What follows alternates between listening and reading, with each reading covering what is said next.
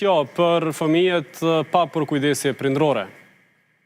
Ky është një lajm i jashtëzakonshëm për komunën e Prishtinës, sepse ashtu siç e kemi edhe të përcaktuar me ligjin për shërbime sociale dhe familjare, ne tashmë po arrim në 3 ta kemi numrin e familjeve strehuese, të cilat do të jenë të gatshëm të pranojnë fëmijë të cilët janë pa përkujdesje prindrore, fëmijë të cilët kalojnë nëpër faza të ndryshme abuzive dhe fëmijë të cilët duhet t'u ofrohet një ngrohje, një ngrohësi familjare, një dedë e sigurt dhe një familje që atyre ju ka munguar, një familje stabile. Pra janë 3 familje aktualisht në Prishtinë, si e kuptova. Po, saktësisht ashtu janë, një familje të cilën e kemi me vitet tona, ndërsa tani kemi 2 familje të reja, kështu që edhe sot e lansuan si lajm të ri, për çka gjej rastin të falenderoj punën e madhe që është. Për çfarë moshash të këtyre fëmijëve që janë strehuar tashmë bëhet fjalë? Bëhet fjalë për 2 bebe, 2 foshnjë, njëri rreth 3 muaj dhe tjetri 6 javësh. Dhe nëse janë 3 familje veç në kryeqytet, a është shifër e vogël kjo sipas llogarive që i keni dhe analizave? Sigurisht që ne tentimin tashmë e kemi për të shtuar numrin e familjeve strehuese, 3 janë të përcaktuar me ligj, por ne si kryeqytet duam ta shtojmë numrin e tyre, prandaj vitin që kemi lënë pas, veç se kemi nënshkruar një memorandum mirëkuptimi bashkë me 2 organizata tona partnere, Shoqatrat dhe Fëmijëve dhe OFAP, që është organizata për fëmijë pa përkujdesje prindrore, që ta shtojmë numrin e familjeve dhe sigurisht targeti ynë është që të bëjmë 6 familje strehuese në Prishtinë, e të cilat konsiderojmë që në fazën në të cilën jemi do t'i plotësoni nevojat për fëmijët të cilët i kemi veç në Strehem dhe në komuna tjera të Kosovës. Si i bindni, si i stimuloni këto familje që janë në Prishtinë që të bëhen do të thotë strehuese për këta fëmijë? Çfarë përfitojnë, çfarë kushtesh duhet plotësojnë, çfarë thirrje keni si komunë?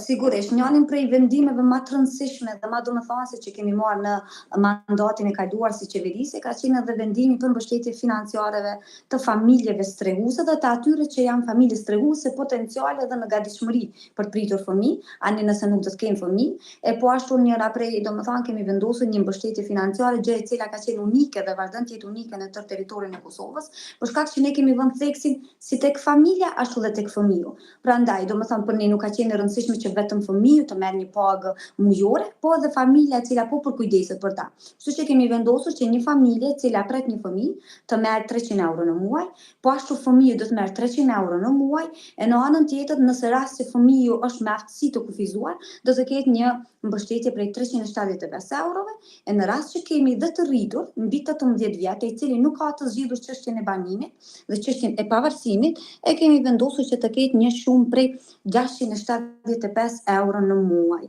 Kështu që për neve këtu kanë qenë komponenta jashtëzakonisht të rëndësishme, jashtëzakonisht stimuluese, e po ashtu dhe për familje siç e potencova, të cilët nuk kanë fëmijë aktualisht, po janë duke pritur një fëmijë, do ta kenë një mbështetje prej 225 euro në muaj. Duhet theksuar se shumica prej gjitha këtyre komponenteve në Asamblenë Komunale është vendosur që të kenë edhe 50% më shumë nga shuma që neve se kemi propozuar si drejtori, andaj konsideroj që është një stimulim i jashtëzakonshëm. Por ai çka dua të them harres dhe ta potencoj për të gjithë njerëzit e vullnetit një që duan të bëhen familje strehuese, sepse duhet kaluar në disa faza, siç është faza e licencimeve, e trajnimeve, të ndryshme që duhet kryer për të marrë një përgjegjësi të tillë, një barë të tillë mbi vete, është se që nuk ka një kosto që të duhet të paguaj, sepse është një punë e jashtëzakonshme, është një punë humane mbi të gjitha, që duhet të kesh një zemër të madhe për ta bërë. Dhe a ka kriteret që duhet plotësuar familjet që janë të interesuara të strehojnë fëmijë? Çfarë është edhe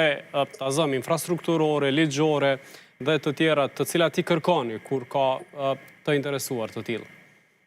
Sigurisht sepse ne bëjmë edhe takime të shumta me grupe të ndryshme të interesit, të takohemi në shkolla me këshillat e prindërve për të parë dhe për të treguar se çfarë është në thelb strehimi familjar, sepse për shumë ka mund të jetë edhe koncept i panjohur, dikush mund ta ngatrojë edhe me adoptimin e fëmijës, gjë e cila nuk qëndron, për shkak që këta familja në një fazë tranzitore, domethënë do të qëndrojnë derisa të zgjidhet statusi përfundimtar atyre fëmijëve, do të qëndrojnë aty, jo përgjithmonë sigurisht, dhe po themi që duhet së pari të kalojnë në disa filtre që janë të përcaktuar nga dhe institucionet e nivelit qendror, e në anën tjetër është edhe qendra për punë sociale, është e cila tregon se cilat do të jenë kriteret, ku tregohet që do të jetë banor i asaj komune, do të ketë një standard jetësor, do të kujdeset 24 orë për fëmijën, pra detyrimisht njëri nga prindit do duhet të qëndrojë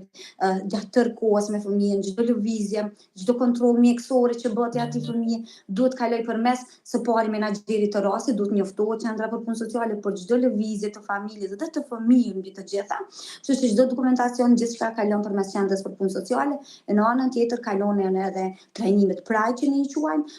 trajnime në të cilat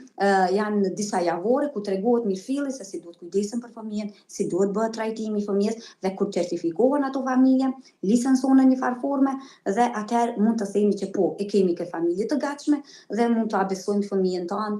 fëmijë të cilën e kemi të braktisur, të neglizhuar, të larguar nga familja për shkak të dhundes që ka mundur të pësojë nga prindrit biologjik dhe për rrethana të ndryshme, kështu që i vendosen në këto familje. A ka shifër sa fëmijë kanë nevojë për tu strehuar? Një shifër të tillë nuk mund ta ndaj aktualisht me juve, por ajo çfarë mund të them që fatmirësisht nuk kemi raste të shumta, i kemi në disa qytete të Kosovës të shpërndar fëmijë të Prishtinës, por fatmirësia është që nuk kemi shumë raste dhe mundohemi me aq sa i kemi këto kapacitetet tona që të mbulojmë gjithë ato nevoja të cilat na shfaqen sigurisht nga dita në ditë. Saiti, faleminderit shumë që gjete kohë për t'u inkuadruar në Kompas. Kënaqësi e veçantë. Faleminderit. Faleminderit, do të vazhdojmë me një tjetër